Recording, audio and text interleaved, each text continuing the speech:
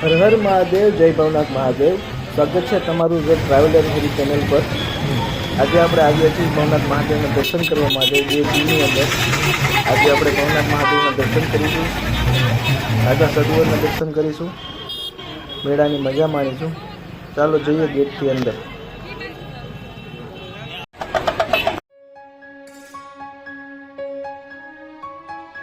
શરૂઆતમાં જ આપણે ચાલુ કર્યું છે મેળું જોવાથી। નાના નાના છોકરાઓની રાઈડો ચાલુ છે એના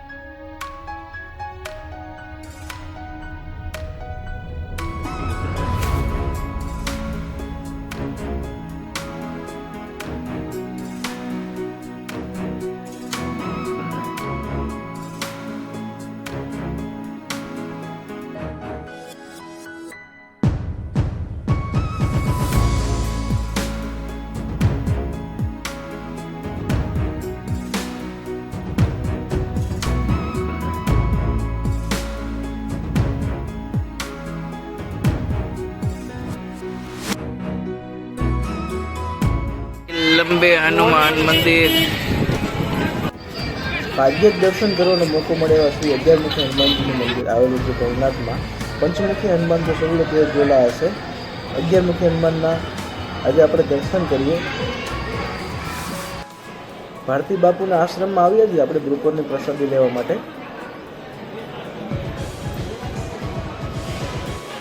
ભલે ને હાલો, બપોરનો ટાઈમ થઈ ગયો છે। हरिहर હરિહર કરવા હાલો। जय गिरनारी જય ગિરનારી।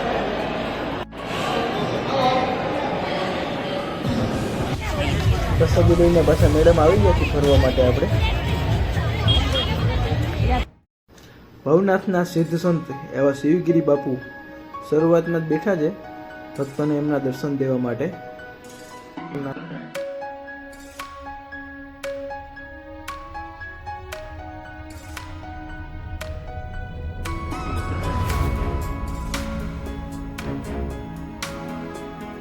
જય ગુરુદત્ત મહારાજ। દર્શન કરવા માટે આવ્યા છીએ અત્યારે જૂના અખાડામાં, કે જે સૌથી જૂનો અખાડો છે।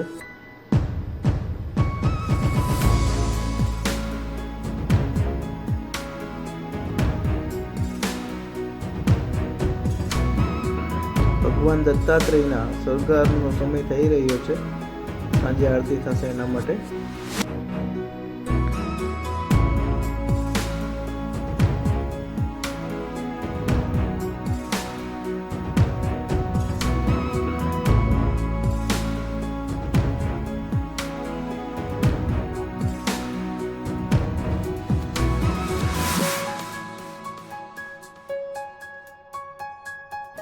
બાબાજી એમની ધૂનમાં મસ્ત માલા જાપ કરી રહ્યા છે।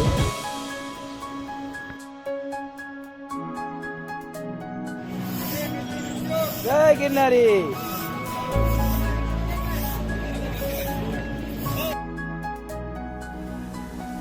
નાગા સાધુઓના દર્શન કરી લીધા છે। જૂના અને નવા અખાડા બંનેમાં જઈ આવ્યા આપણે। હવે જઈએ આપણે કિન્નર અખાડા માટે।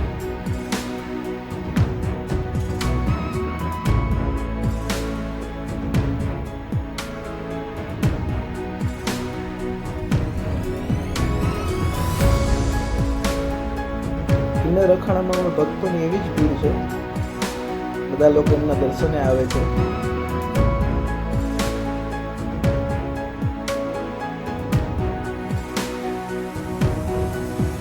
શ્રી 1008 મહામંડલેશ્વર મહા પ્રેમાનંદ ગિરી।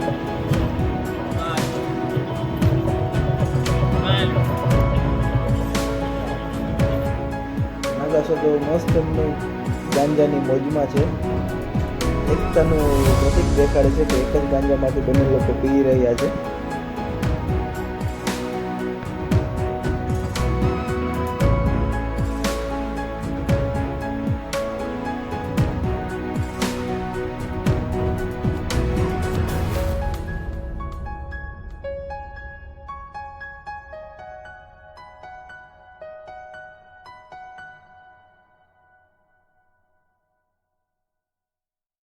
जय गिरनारी।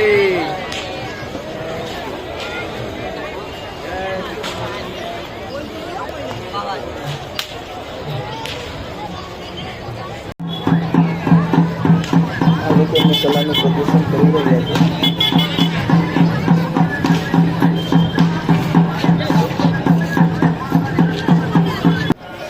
સાંજનો ટાઈમ થઈ ગયો છે, ભીડ વધતી જાય છે ધીરે ધીરે ભવનાથમાં, અને પોલીસ લોકો એમનું કામ કરે છે. સાંજની આરતીનો ટાઈમ થઈ ગયો છે. ચાલો બધા સાથે મળીને ભવનાથ મહાદેવની આરતી કરીએ.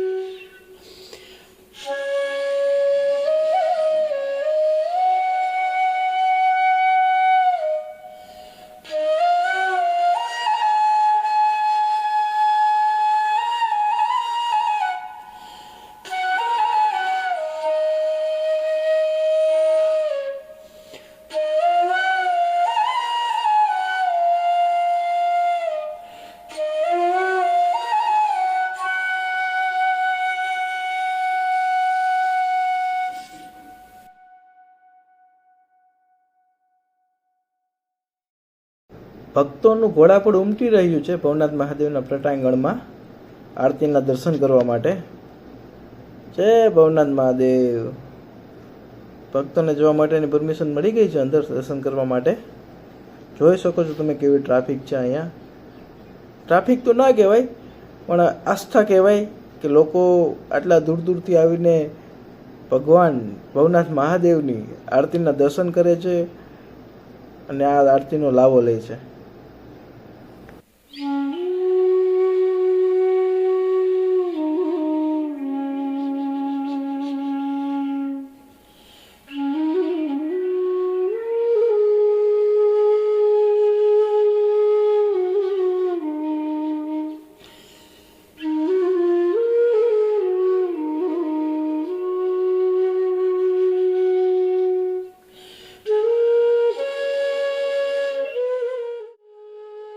પવિત્ર મુરગી કુંડ કે જ્યાં શિવરાત્રીના દિવસે રાતના 12 વાગે નાગા સાધુઓ બધા ડૂબકી લગાવે છે.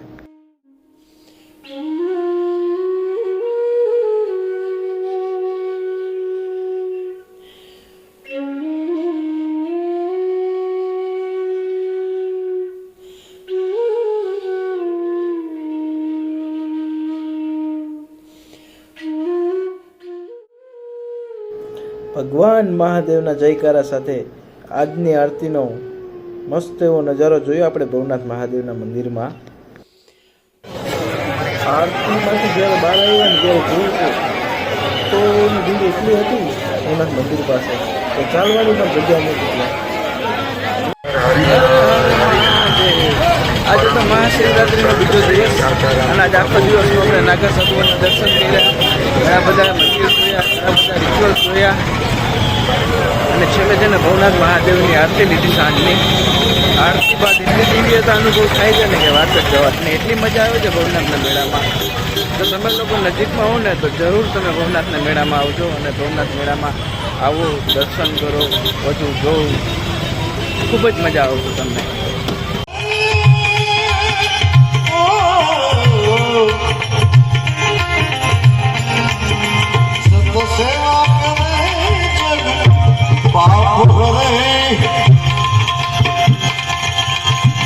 રુદ્રેશ્વર જાગીર આશ્રમ, જ્યાં તમને જોવા મળશે એન્ટિક વસ્તુઓ બધી, જે વર્ષો જૂની વસ્તુઓ એ બધી ત્યાં એક્સપોની જેમ રાખેલી છે, ડિસ્પ્લે કરેલી છે. તમે જ્યારે જાઓ ત્યારે તમે જોઈ શકો છો. એકથી એક બધી વસ્તુ અલગ જોવા મળશે તમને ત્યાં. સોનાની, તાંબાની, પિત્તળની, આ છે સોનાની છે. બધાની સંખ્યા ચાલે જ આવે તો.